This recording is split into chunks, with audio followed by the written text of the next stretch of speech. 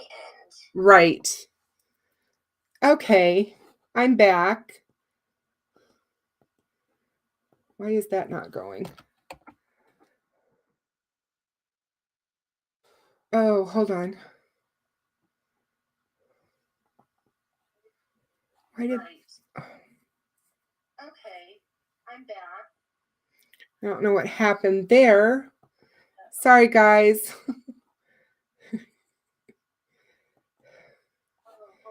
To activate chat, please enable channels here. I see you guys' chat, but I can't type to you. And that's what's going on here. That's the problem for me.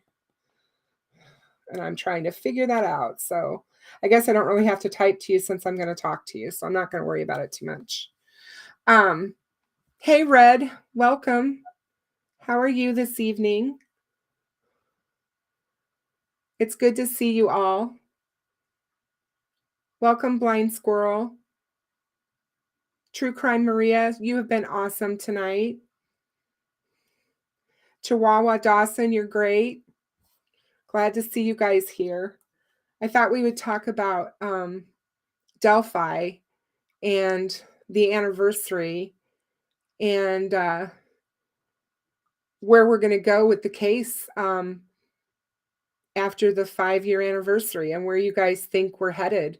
I feel really confident in this case right now, and I know that there's been a lot of activity on social media, Reddit, Facebook, the last couple of days because of the HLN special that came out and some of the information that we got. People are thinking that it's not such a big deal, and I've heard a lot of people say that law enforcement really doesn't know anything, and I just don't really feel that way at all.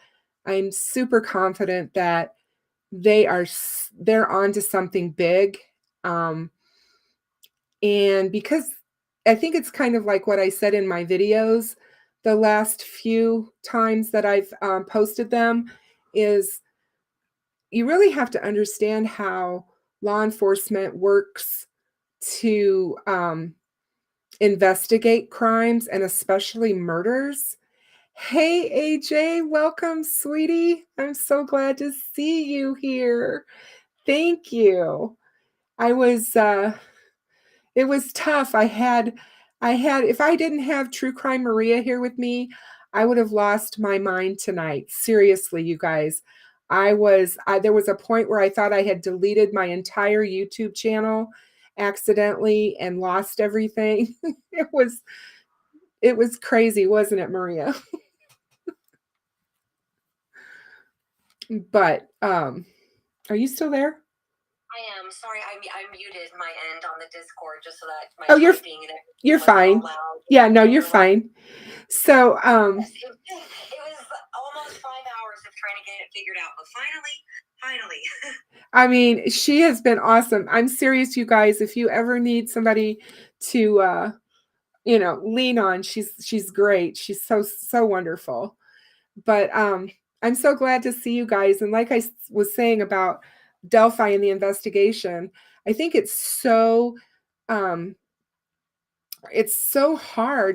to wrap your head around how long these investigations can take and how they put together cases with evidence against suspects. It's not so cut and dry that you just like, oh, he's the guy, let's go arrest him.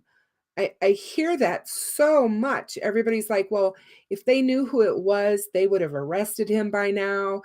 That's not true. I mean, they have to have really solid evidence to do that. And especially in this case, they're not going to do anything to mess it up, because if they were to arrest someone without enough evidence to hold up in court, they could end up in a situation of double jeopardy. And you know what? That is so scary to me, because we want Bridge Guy to pay for what he's done and to, end up in the court system with a conviction, not able to go free. So I just really think that we all need to take a step back and think about those things when we're looking at the case. And I know that a lot of people have different opinions on who Bridge Guy is and all of that. And I respect that. I don't want to make anyone feel like your opinions don't matter, because I get that. We've all been there where we've thought about, well, it might be this person or it might be that person. But I've never publicly said any POI in 5 years, because I don't really feel that I have the right to do that, because I don't know enough. There's just too many unanswered questions to be 100% sure to say, I think it's this guy. And because of that, that's why I kind of hold that to my vest. But trust me, behind the scenes, I do talk about it. And I do go over it, whether it be with friends or, additional, uh, Reddit people or whoever. Um, and I understand that, Chihuahua. I do. I've said that before. I think public opinion on the Delphi case changes from week to week, from day to day. I mean, it's just one of those very fluid things that we see around this case. Um, and I agree with you, Red. I think that we need to stay super confident. I really think that no matter who we think the person may be, we can't lose hope, because when we don't have hope, we don't have anything. And I'm not ready to take hope away from the families. I mean, I had a post, someone posted today on Reddit, in my sub on Reddit, and she made the comment that she had watched a Nightline episode, and I don't know if it was on last night or not, but it showed Becky, and she was reliving the moment that she found out that the girls were deceased. And it was gut wrenching, because I just can't imagine. It just makes me want to cry to even think about it. I just can't even imagine what she must have felt that day when she heard that they'd been found, and her heart soared. And then she saw the coroner's van pull up, and what that meant. And I just I go back to, well, they've got to remain hopeful. They don't really have anything else. And um I made a comment to Maria a couple of days ago when Carter was doing his interviews and making the circuit. I said, "Hey, Blind Squirrel, welcome back. I'm so glad you're back."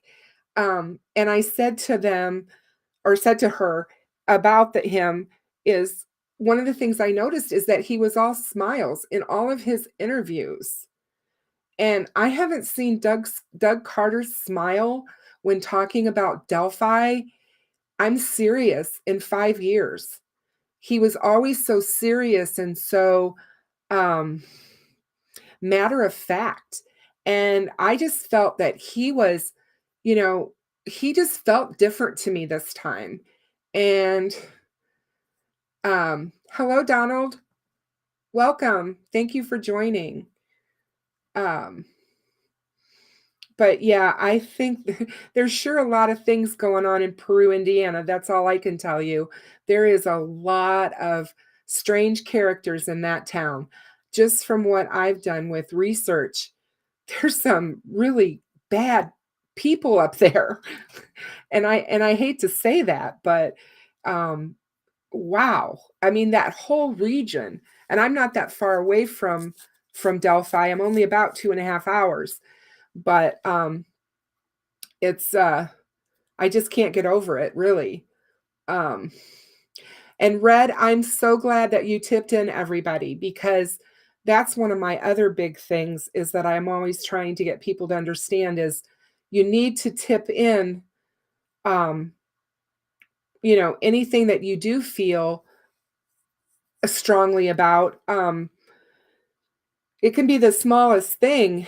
You tip them in, because you let law enforcement decide if it's something that they need to know or not. We shouldn't be making that decision. If you have a feeling or whatever that you think this might be him, tip him in, because it to me it can just be a few minutes out of the person's day when they go to talk to him or whatever they end up doing. I think tips are so important, and I think that that's one of the good things that will come from the HLN special is they had a huge amount of tips after the last one. Welcome, RJ Primary. Good to see you. Thanks for joining us. Um, I think the tips will be huge that they receive from their special. I don't know how everybody else feels about that, but um, again, I've had people tell me on Reddit for the last 5 months that, you know, there's not really anything to discuss regarding Delphi. It's a cold case. And this case is so far from being cold. I don't know how to convince folks of that, but it's the truth. This case is not cold. Um, they know a lot, and they know a lot more than we know. And yeah, I mean, um, it's crazy, Red. I can't get over I've learned so much about Indiana, and I'm in an adjoining state. I live next door, and I'm like, I thought I knew a lot of things about Indiana. I have learned so much about this state that surprises me. I just didn't know some of the things I've learned, and it's uh it's eye-opening, that's for sure. There's sure a lot of uh, child sexual predators in that northern part of the state, and I don't know why that would be, but I certainly feel that way. Um, oh, I agree, RJ. I think that they're holding a lot back for a lot of reasons. I think the most important reason is that they want to be able to um, prosecute this case, and they have to be very careful. If you release too much to the public, in a case like this, you end up with um, tainting juries. You can um, have issues where you basically just feed right into the hand of the defense team because they're going to come in and say, well, my client's innocent because it could be anybody. Look at what they were saying on YouTube. Look what they were saying on Reddit or Facebook. They had over 57 persons of interest in this case. So if they all thought that these people were guilty, why do you think, without a reasonable doubt, my client's guilty? I think it's that kind of thing. And you're right, Chihuahua, it can harm a case. It can greatly harm a case. And I don't think people realize that. Um, AJ, I am so glad you're here. I really, really am. I'm so happy that you're here. And I just, I've wanted to talk about this case live for so long with so many people, and I've only been able to do it with a few people um, over time. And of course, those close to me who know how passionate I am about it, I talk to them about it all the time. But I've made some friends, and I've been able to do that, and it really helps because we all know how daunting this case can be.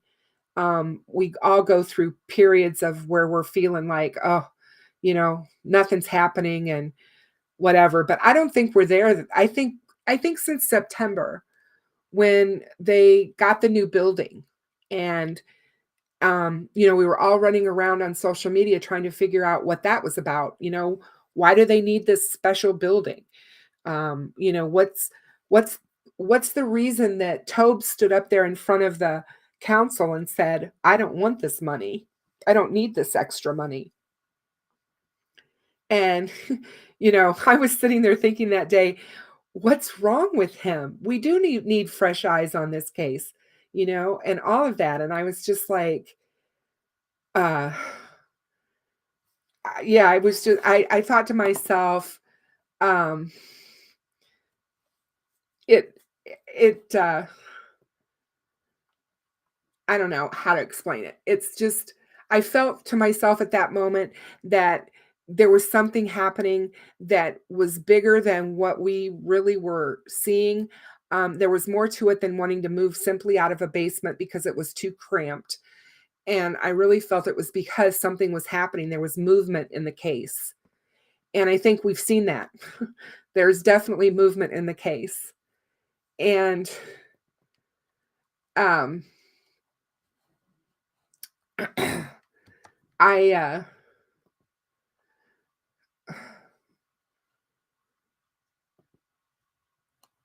I'm still trying to figure out how to do some of this stuff. So um bear with me. But anyway, when they got the new building and um I believe that they are focusing on trying to build a case and get evidence. I think they know who Bridge Guy is. I do feel confident in that.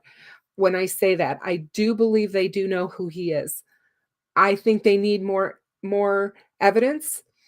I think that's why they asked us all for help on December 6th when they aired that really weird late night um, law enforcement plea about Anthony Shots. And we were all thinking, well, why 10 o'clock at night on a Monday? What was that all about? Who are they trying to reach at that time of night?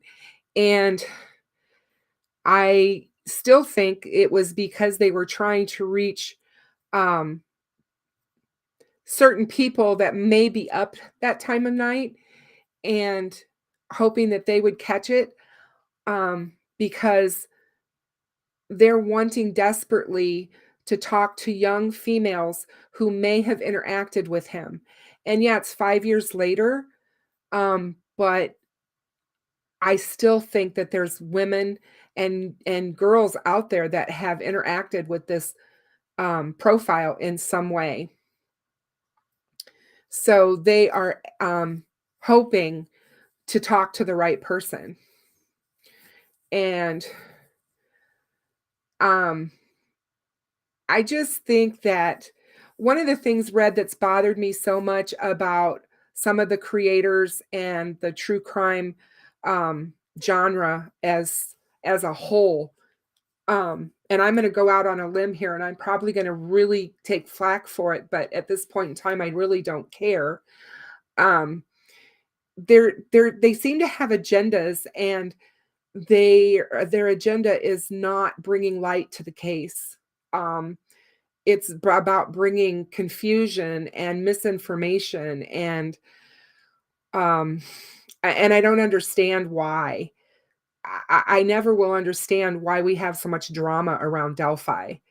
And even the true crime channels that I follow that cover all other kinds of cases, they're the first ones that'll tell you when they have a live about Delphi, things just go crazy. And I've seen it. We've all been, a part of it. Um, I'm a moderator for Real Chill Graz, who I absolutely, I just love him. His channel is fantastic.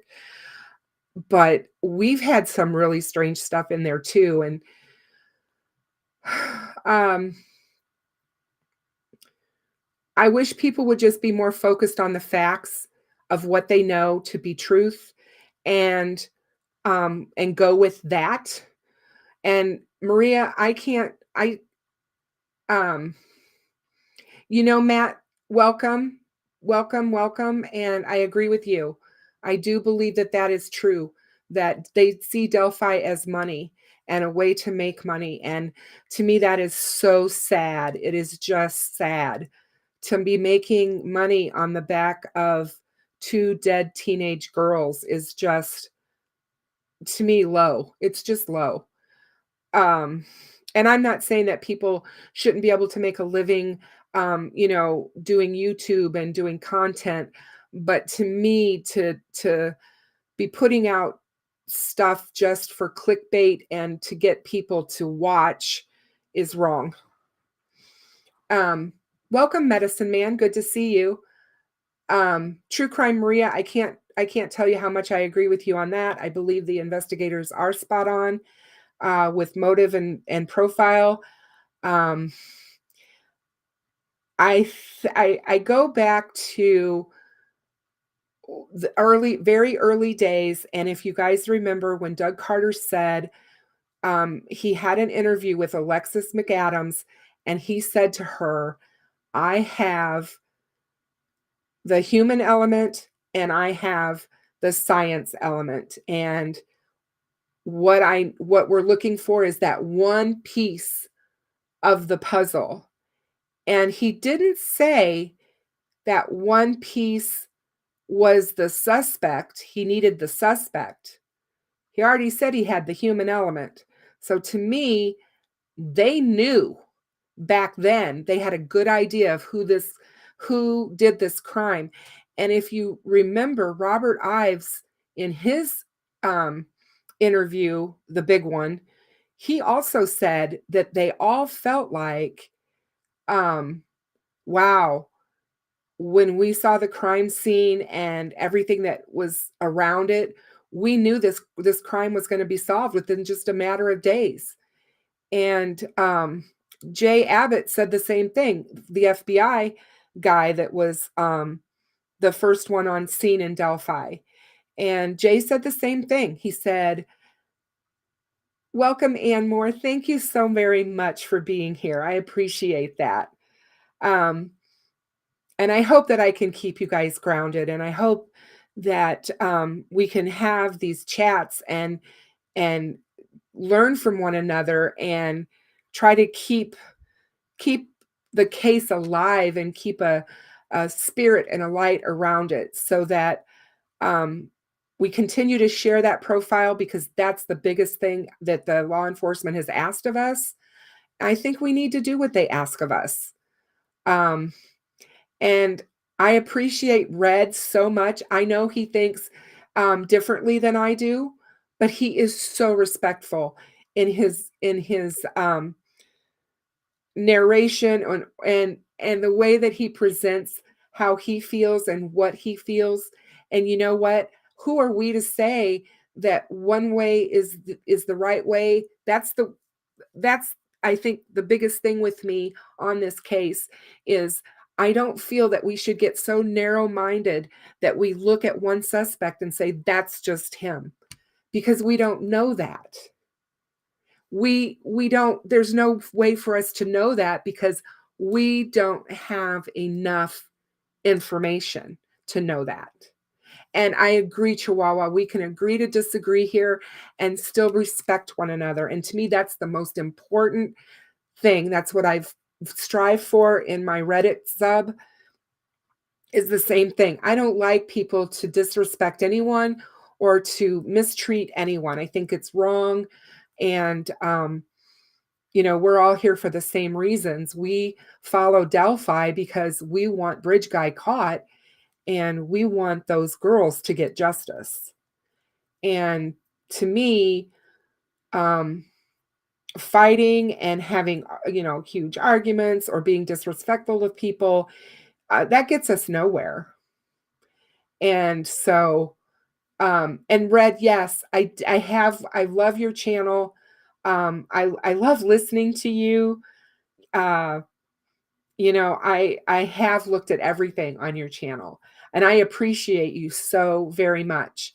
Um, you hop over on Reddit and you support us over there, and you're doing good things for Delphi. Talking about it is really, really important. And I just really am happy to see you guys all here. I feel really good to know that there are people that are actually watching and having wanting to care what I have to say, I guess. But yeah, I mean, there's just so much. My feeling when I started the channel was, let's go back to the beginning. Let's re-examine everything, because there's been a lot that's happened in the last 2.5 to 3 months in the case, and there has been a lot of movement. And I think the Kagan Anthony Klein thing is huge. Um, I've researched a lot of it, and so has True Crime Maria. Both of us have.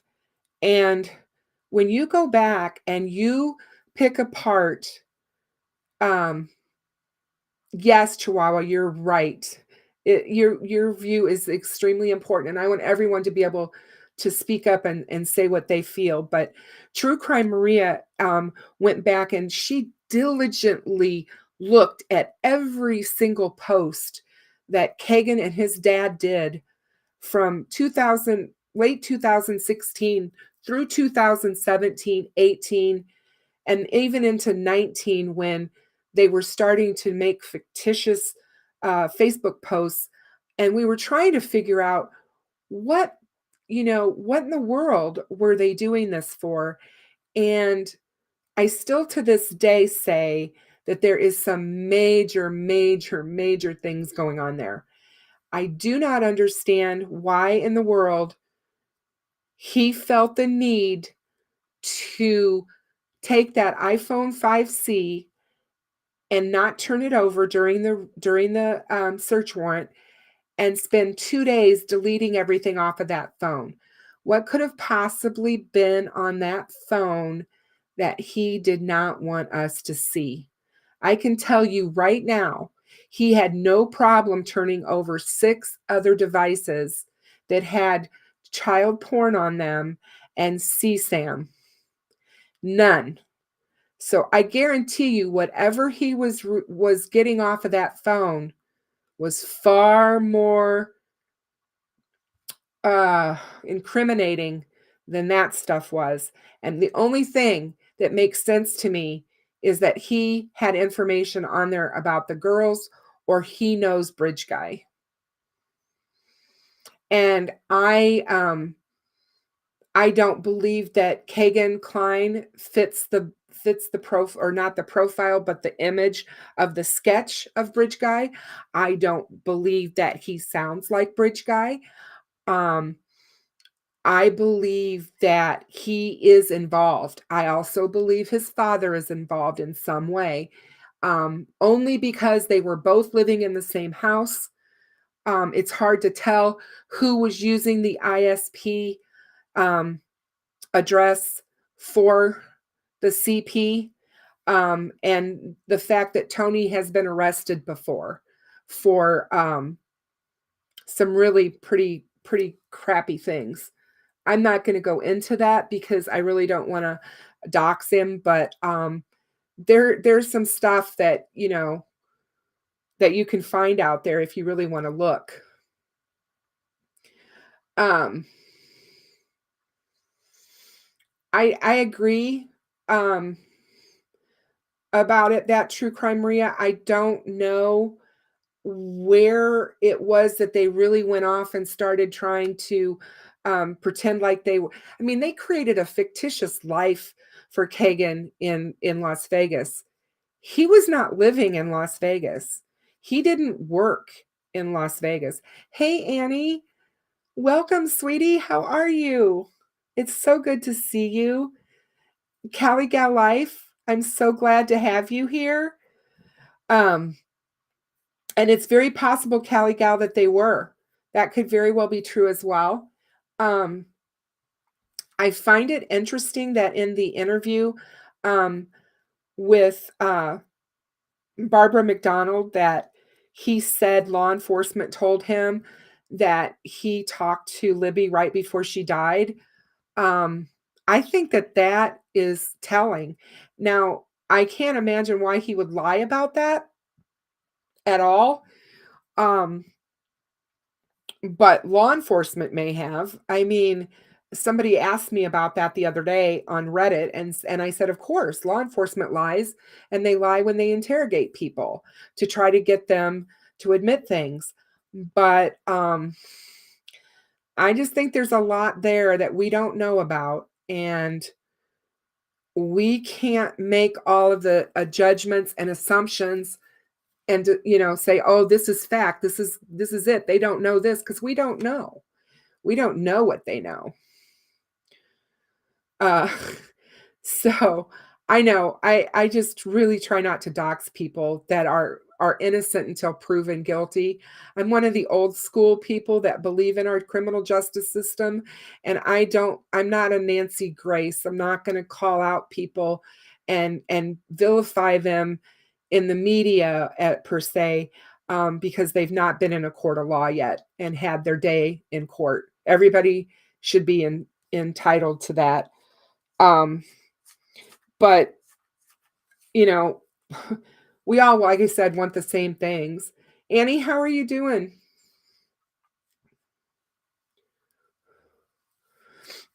I hope you're feeling better. I saw that you were up the other night, like till 2 a.m. or something, you said, and you were awake. Um, but yeah, as far as what's happening um, with the Kleins, I think that there's some connection. I just don't know yet what it is.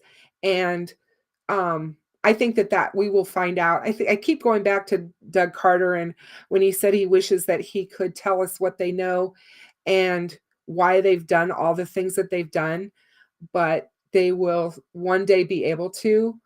Um, and I agree, Anne Moore, very much so. I have said before that it is very possible because Kagan was using Dropbox to share a lot of the child pornography, that he could have inadvertently shared something with Bridge Guy, and and that could very, very well be what happened. Um, so those things are certainly true.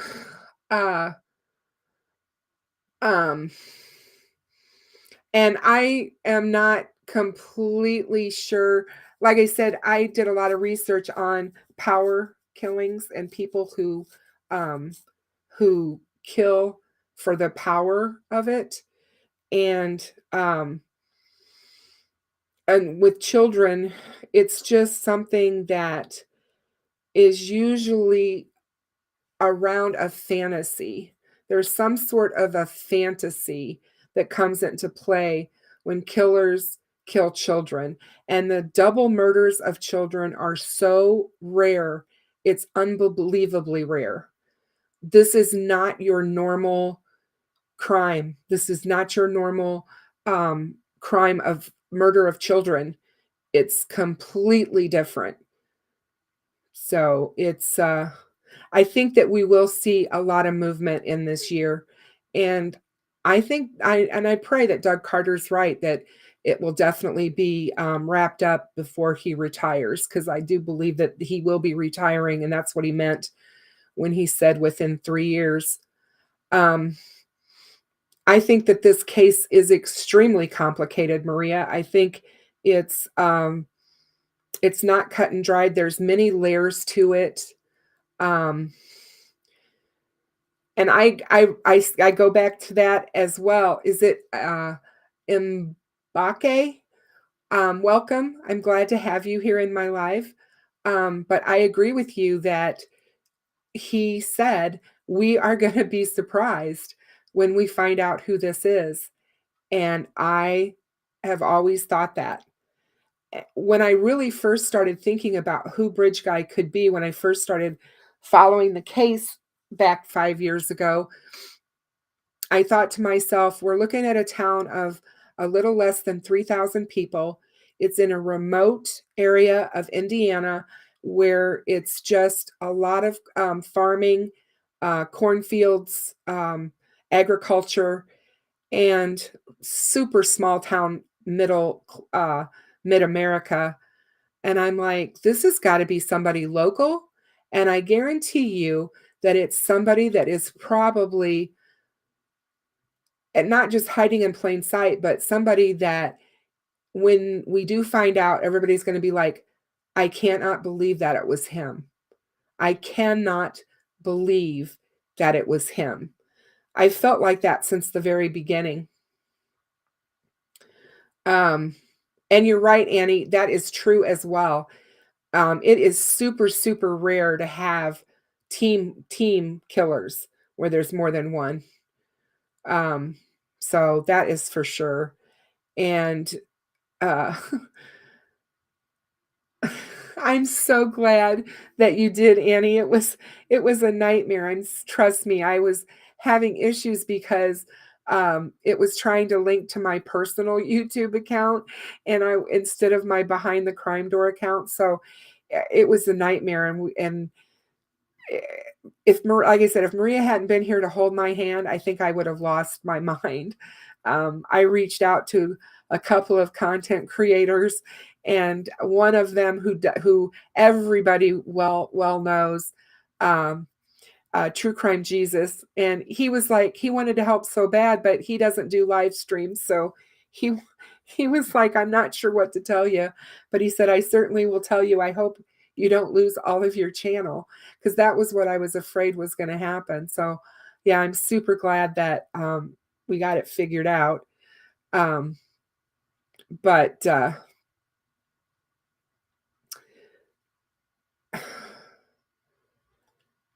that's cool. 48.4% of murders. Wow. Yeah. Yep. It's uh it's it's very interesting to think because I've often wondered about, and I'm sure you guys have too, as far as what transpired that day with the girls and how did one person you know abduct them. We know for a fact that Libby was extremely strong-willed and she spoke her mind, and I really Chihuahua, that's hilarious. I love it. He's a super person. He really truly is. What a super person. Um, but I I've often gone back to the thought of that and how did this one person do it? And I've gone back and forth on was it one person? Is it two people or whatever? And um it's really hard. It's really hard to to know what, like I said, we don't know enough. Um, but I do think he used a ruse of some sort. And um, thank you guys for every one of you, for everyone that's stopped in tonight. I certainly appreciate all of you. Um, welcome, hey Tam. Um, Yes, I like the fact that, Carter has said that. He said it in the past that he can't wait to tell what he knows, and he said it with a smile this time, and I had said that earlier in the live that I have not seen Doug Carter with the kind of smiles, that he had, um, for, um, quite a while in the case when he was talking about the case. So, yeah, oh,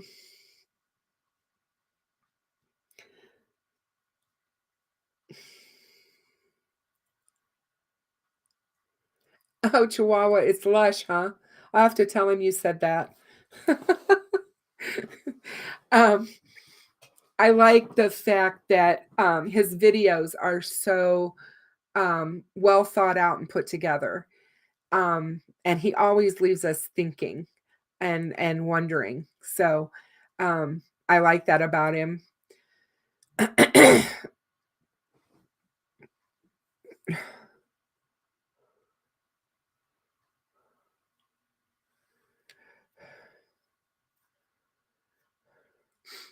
Wow, that's huge, Maria. We we might want to talk about that later.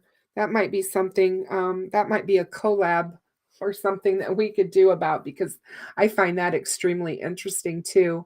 Um, Chihuahua, thank you so much. You guys are making it. If you guys weren't here, it wouldn't be what it is. So I appreciate you. RJ, isn't he great? I love his content. I love the captain. If you look at my channel, those are two of the content creators that I endorse because I really think that they put out super super good content, and you can usually trust everything that they say, to be factual. So, um, yeah, he's super all right. Um, but yeah, so how were you guys all feeling about the 5th anniversary? And, do you have anything um that you want to, or if you had the chance to say something to the family, what would you say? Cuz did any of you happen to catch an interview that Kelsey did um today? I believe it was this morning. At least I saw it this morning. And she said that they asked her if she could talk to us and tell us one thing, what would it be? And she said for people to stop telling her that they're sorry, and instead to talk about her sister, ask her questions about her sister, and let her talk about her sister. And I thought that was very, very important to hear. Uh,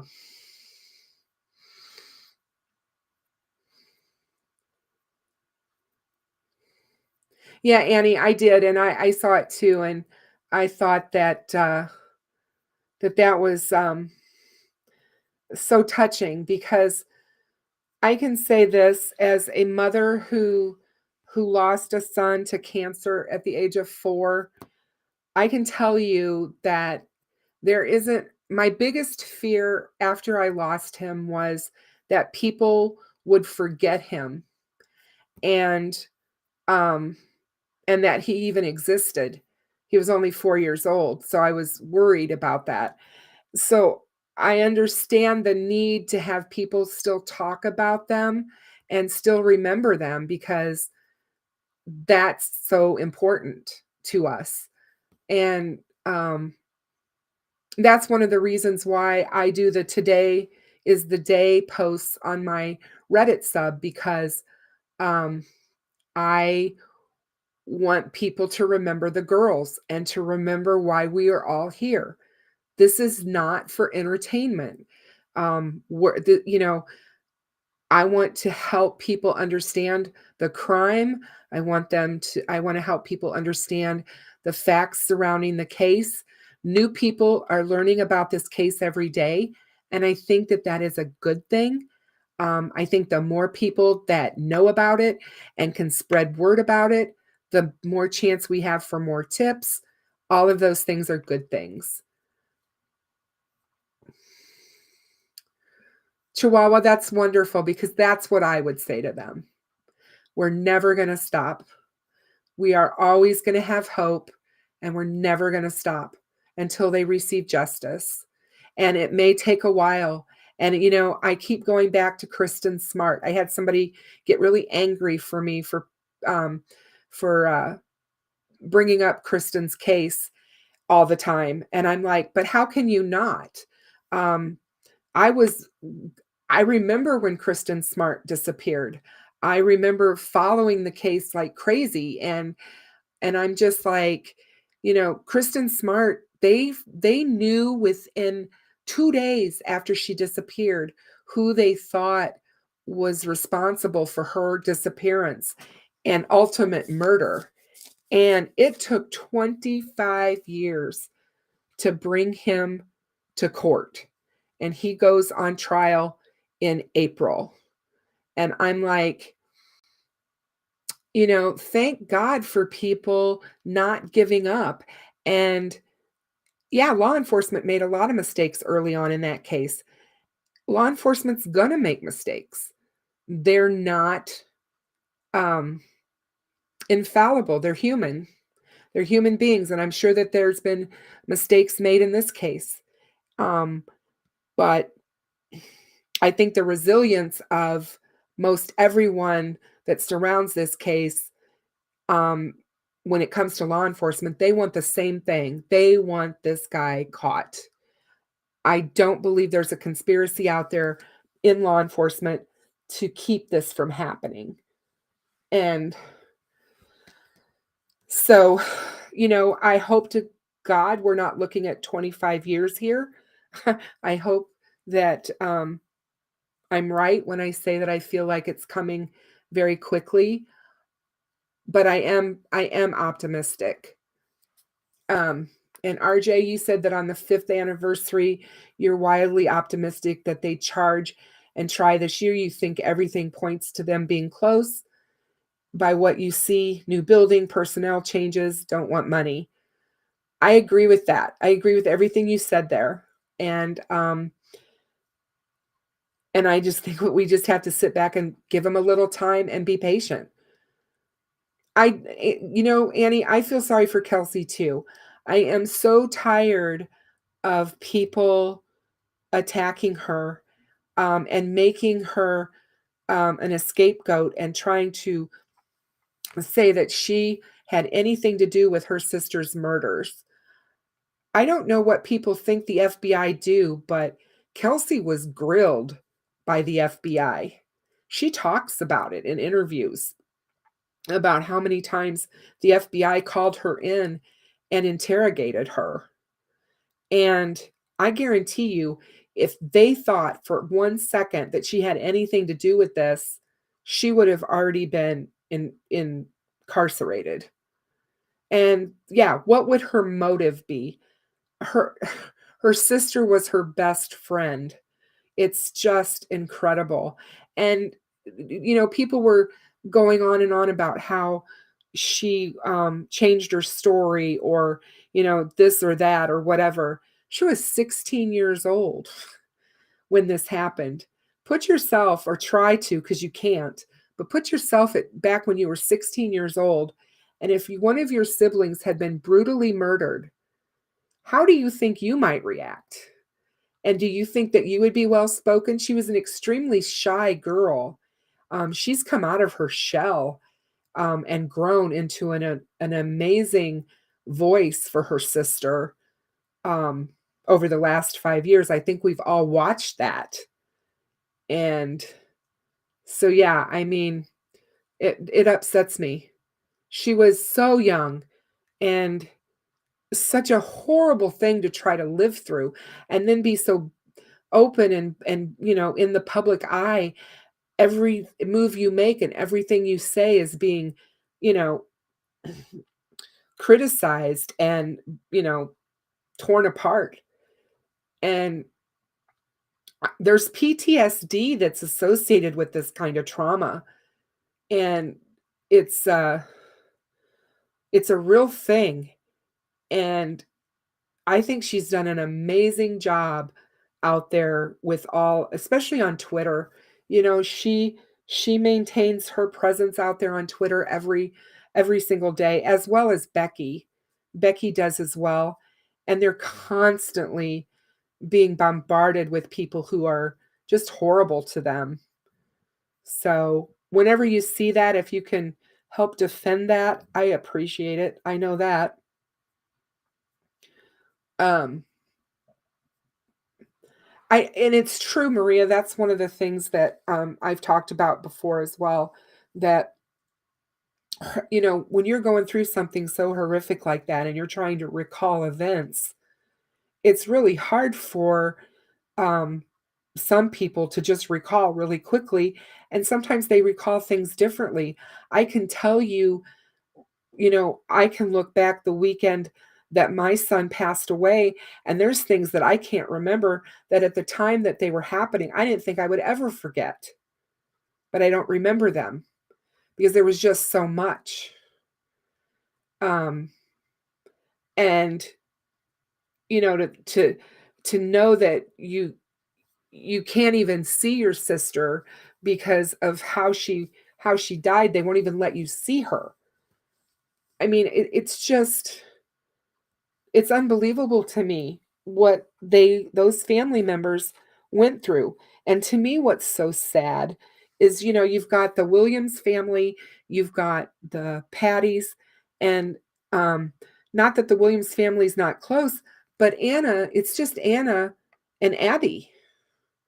And, you know, poor Anna. I mean, I just feel so sad for her. It's like, they were best friends, and she talks so much about how close they were, and her whole world just stopped. Everything just stopped that day. You have to try to relearn how to live. And yeah, those kinds of losses are not things that you get over ever.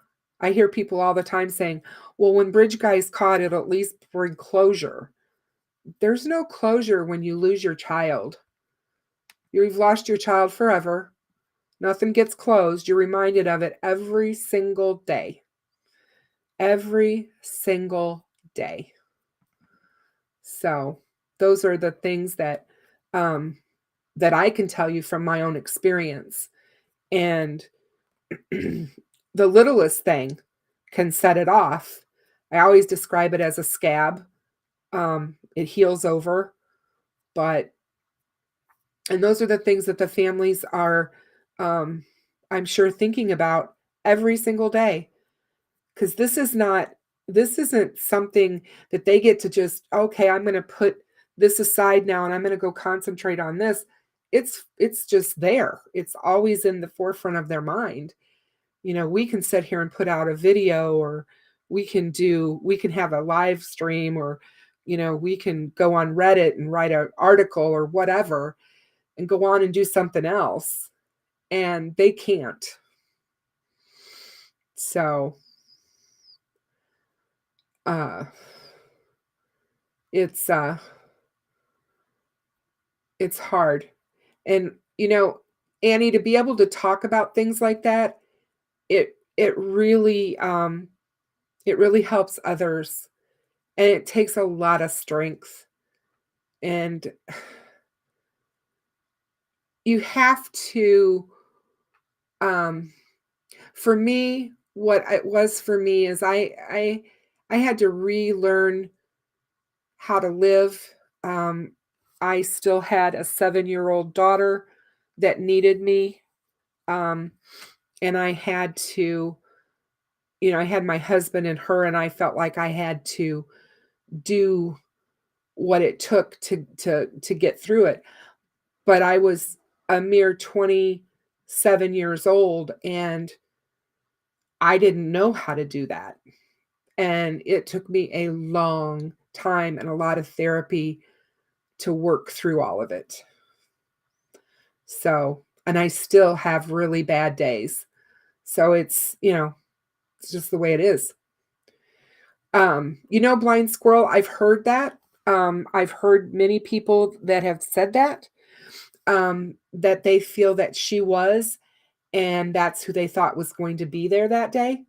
Obviously, that's something that's possible for sure. Um,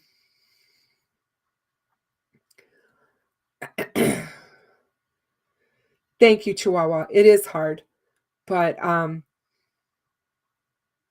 whenever you can help someone else, um, through your own experience, is a good thing. I mean, if I just help and make a difference for one person. Sammy Lee, I will say that the reason I think it hasn't been solved within 5 years is because this case is not as simple as one may think. There's many, many layers to it. And as Doug Carter has told us, they were onto something early on and got either sent down a different path by someone, possibly on purpose, or they missed something and didn't think something was important, or they didn't think that something mattered or that someone mattered. And um, I think that that's what happened. I think they finally got back on track. I think it happened when the Georgia Bureau of Investigation got involved, in January of 2019, when they were asked by law enforcement to come and take a look at the case. And I think that they did. I think that they looked at that case. They went over everything that they had at that point in time. And I think that that is when the new direction happened, and they said, "Look, you need to go back and you need to do this, this, and this." And that's why I think it's taken so long. I also believe that it's taken so long because if the child pornography and the you're very welcome, Sammy. If the child pornography and the catfishing is a thing and it really turns out to be part of this case, I can tell you that through all of my research, these social media companies, Twitter, Snapchat, Instagram, Facebook, none of them want to give up information on their subscribers. And even if it's regarding somebody's murder, hard to believe, I know, but it goes back to a privacy thing. And they fight tooth and nail in court, law enforcement, to not have to release things. And that's why it takes so long for these child pornography cases to get through the court system, to even get to a point sometimes where they have to have enough or have enough evidence to file charges because they're constantly fighting to try to get the evidence from these companies, and especially if the um, if the perpetrators are deleting information and trying to get rid of information off of devices and whatnot, makes it even harder because then they have to go to companies um, outside of the FBI because I found out recently that there's a huge company that they use their hackers and they're in Israel and Celebrite is the name of the company. And if the FBI can't hack a phone or get into a phone, they call in Celebrite. And there's a whole bunch of information out there about them and about the company, and that the FBI actually uses them. And so those things take time. They take time. And it's not just something that is going to happen um, overnight, sadly.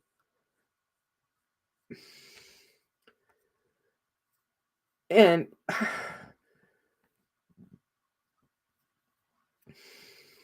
and sometimes I think that's another thing that really surprises me about this case. Um, I followed true crime for a long time, and this case is amazing that we've not had more leaks in this case. I think law enforcement has done an amazing job of keeping the information plugged up. Um, and I do think it's kind of amazing that don't uh, we don't know more. Um, but again, small town. Everybody knows everybody for the most part, including law enforcement. And um, it's a lot different than when you're working um, in a huge city with a lot of eyes and people and um, different ones on cases where in this situation, there's a lot fewer people that you have to worry about talking. Oh, yeah, it's, not only deleted, Sammy, but, sometimes they will, try to damage devices. I was reading about that, um, in all different kinds of ways to try to keep, law enforcement from being able to get anything off of it, and even in those cases, sometimes they're able to, it just takes time. It's not something that happens quickly. Um, I know a lot of people's questions one of the questions that I've always had on Reddit was, why haven't, law enforcement in Delphi done, familial DNA testing? I think we all have kind of wondered that and why they haven't gone that way. And I'll tell you this, they didn't have the technology in Indiana. There were only 12 states in the country that had the technology to do it, and Indiana wasn't one of them, and you have to have laws on your books that allow certain things, and they didn't have it. They do now. Becky talked about it in an interview in 2018, and she was pushing for people to vote for it because I think it was on their they were voting on it in 2018, and they have it now, and they have the availability to do it. Um, what do I think about Lee Kerr? Well, I will tell you this, Donald. That would be a whole show. I could do a whole show on that. And I may do a video or two about Lee Kerr um, down the road. But I think it's quite possible that the original leaks that came out are true, or portions of them are true. I don't think that everything that came out from Leaker was true. And I don't think that that person was the same person, if that makes sense. I think there were a lot of alts or people posing as Leaker that were saying things across social media, and I do believe that. Um, yes, Annie, it is very expensive. Um, that type of testing is extremely expensive, and law enforcement don't have those kind of coffers most often. And when you're looking at a small town and small police forces, they most definitely don't. That's one of the reasons why there's so many rape kits that are that have not ever been tested all over the country. It's completely unbelievable to me the amount of rape kits that are sitting just waiting to be analyzed. But it's because of money. And to me, that's just there's just no excuse for that. There's just none. I mean, there's people walking around that have committed crimes that are, serial rapists or whatever, and they're not behind bars because they can't test a rape kit. So, yeah, it is pretty sad. Um, but yeah, that's what I feel. Um, I feel that the person who was leaker was possibly a woman um, who worked in the court system and had access to uh, the case in some fashion. And I think she saw things possibly, and that's where we got some of that information. I think that that's quite possible, but there's a lot of what leakers said that I just don't buy. Um, but again, it goes back to this case and how there's so many layers to it, and there's so much misinformation. And I think that there's a lot, if you guys follow the case religiously and really know about the case from day one, you can see what I'm talking about when I'm talking about stuff that is put out into the social media realm that is just there to muddy the waters. It's just something that is out there. I don't know. It's mind-boggling to me. I've had so many conversations about it of why people would do that or what would be the motive um to have that. But I think that, we're looking at a new sheriff that's going to be coming into Delphi. I'm not so sure what that means. Obviously, we all hope that it means a good thing and that it will help the case. Um, but I certainly hope that the newly elected sheriff takes extreme interest in getting this case solved. Not that Tobe Lesenby doesn't have that, because I do believe he wants the case solved. Um, but I think that he's lost a lot of public opinion. Public opinion matters in cases like this to some degree, and I don't think that the public has as much confidence in him anymore, and that can be a bad thing for the case. So that's just my feeling. I do believe, like I said, I do believe that he wants it solved, just as bad as Doug Carter does. I think when you look at both of those men and when they're talking about it, you can tell. Now, there are things about Tobe and what he did in this case that bother me. I won't say that I, pat him on the back for everything. I think the fact that he called off the search was one of the worst things that anybody could have ever done. And the fact that he didn't get dogs there right away, I think was an immensely wrong thing as well. You've got two girls missing in the middle of winter. I know they keep saying it was an unusually warm day, but it was below freezing at night, substantially below freezing at night, and they weren't dressed for the elements. And no matter what anybody says, we don't know what would have happened had dogs been out there. They may have been able to pick up a scent of Bridge Guy. We may know a lot more about Bridge Guy than we know today had that happened. It may not have done anything to save the girls' lives, but we don't know that.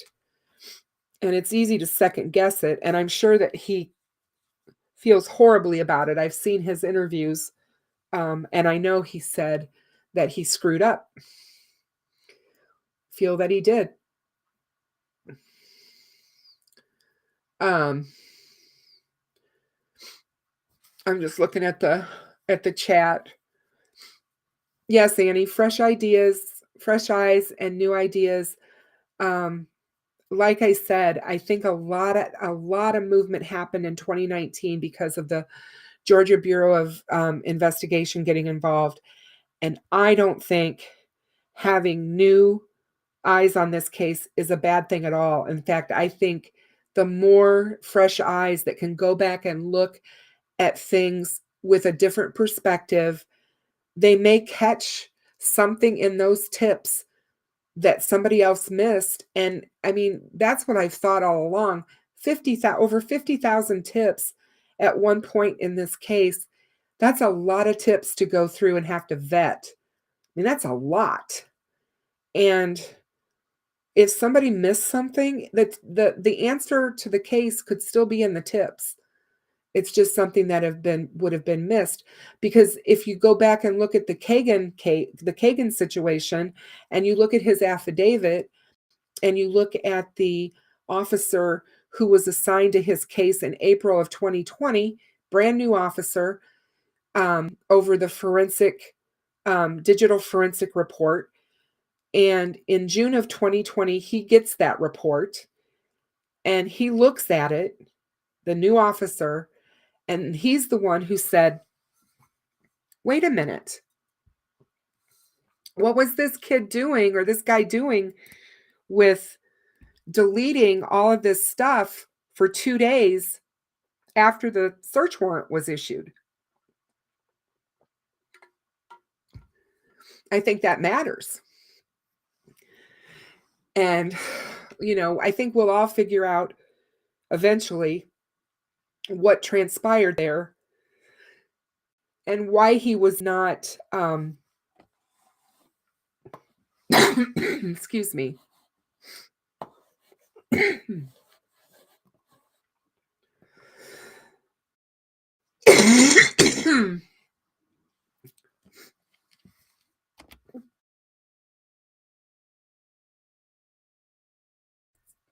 Sorry about that. Why he was not arrested in 2017. Hey, Tam, welcome.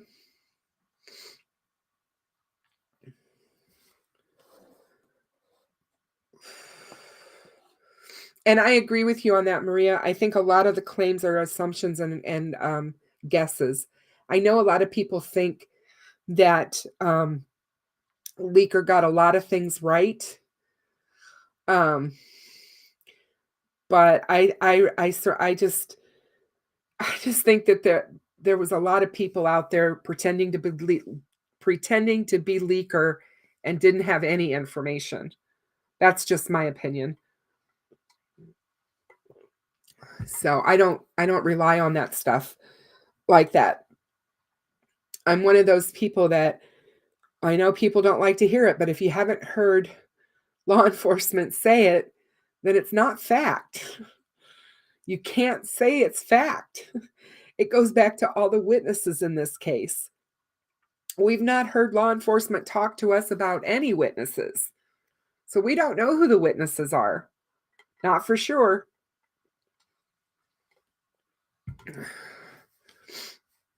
And those are the kinds of things that matter, in my opinion. So, but you guys, it was really great having the live with you tonight. I really am glad that I had you guys stop in here um, for my first one. I hope they get better. Um, I had a whole idea plan for what I wanted to talk about, and when I ran into all the technical difficulties trying to get on live, um, I was like, I kind of just lost it. I just didn't know what to do, and I wanted to get on here, and I didn't imagine to have 20 people come listen, especially this time of night. RJ, thank you so much. Thank you so much for being here and supporting, the case and me. I certainly appreciate it more than you know. And but I am gonna end the stream um for tonight. I'm really glad, like I said, that I got to chat with all of you. Your opinions and all the stuff that you brought to the chat are important. Um, and I agree with I think it's Mbake. I'm sorry, I don't want to mispronounce your name, but you are so right about law enforcement in rural areas not being educated, because that's one of the other things that somebody asked me why the case wasn't solved in 5 years. This kind of crime didn't happen in Carroll County. They've never seen a case like this before, and they will never see a case like this probably again. And um, they weren't prepared for this. They just were not prepared for this. And I think that it is not a slight against them. It's not. I'm not trying to say that. I'm just saying that that's the fact. So, DMG Soul, I didn't know you were out there. It was so good to see you. Thank you so much for being here, all of you guys. I'm so, so pleased. And you guys are great. Um, and more, what was your question, dear? Annie, you are so sweet. Thank you so much. Thank you so, so much. And Maria, thank you so much for being here and having my back. It's just she's just amazing, you guys. Please check out True Crime Maria's channel. If you're not members there, please go over there and subscribe. She's amazing. She's got amazing content, and you'll really enjoy her channel because she's got it going on. And if you I'm sure that you guys have probably already been over and seen Real Chill Graz, but make sure that you pay him a visit as well, because um, he's real grounded on Delphi as well. I like the people that stay that way when it comes to Delphi. So, but yeah, I hope you guys all have a very, very good evening, and the rest of your evening as it is. I don't know where you're all watching from, but it's late here, and I'm gonna sign off here tonight and get ready to head out. But everybody be safe, and RJ, thank you so much for showing up and being here and participating in the chat. It's so much appreciated, and I hope you guys will come back for the next one. And I will talk and chat with you all later. Bye now.